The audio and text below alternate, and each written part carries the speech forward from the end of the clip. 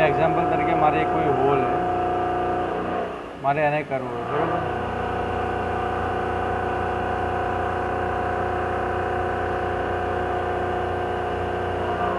આપણે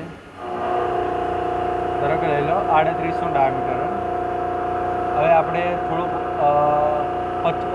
30નો લઈ લો ને, 30નો ડાયામીટરે આપણે 25નું યુ ડ્રીલ ચલાવી લીધું અને પછી કરવો છે આપણે હોલ.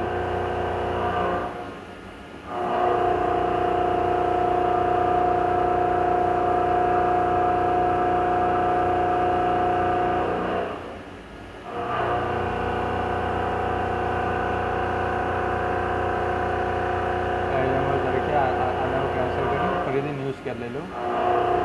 હંમેશા દોરવા એ સમા દોરવું જોઈએ એક્સ વાયમાં, બરાબર. પહેલાંનું આપણે 25નું યુ ડ્રીલ મારી દીધું. હવે ત્યાં આપણે 30નો ડાયામીટર કરવું હોય તો 30નો ડાયામીટર લઈ લીધું. પછી જશું કેમમાં.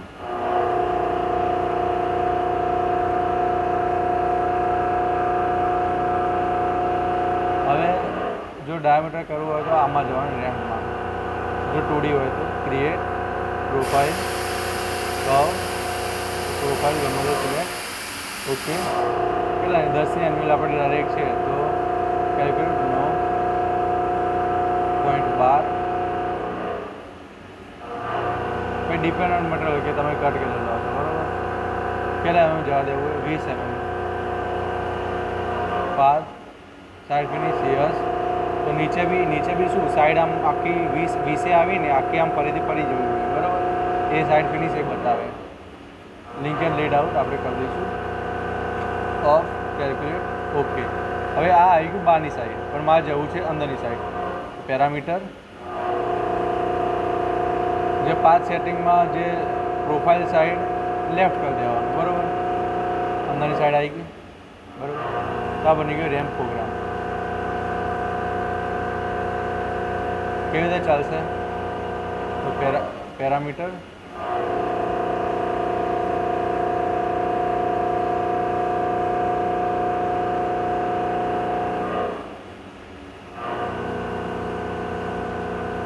અને હવે આને મારે આમાં સોલિડ વેરીફાઈ નહીં થાય. કેમ? કારણ કે સ્ટોક જોશે એના માટે, બરાબર. બેઝિક ઇન્ફોર્મેશન જે ફીડ અને સ્પીડ, ટૂલ ડાયા.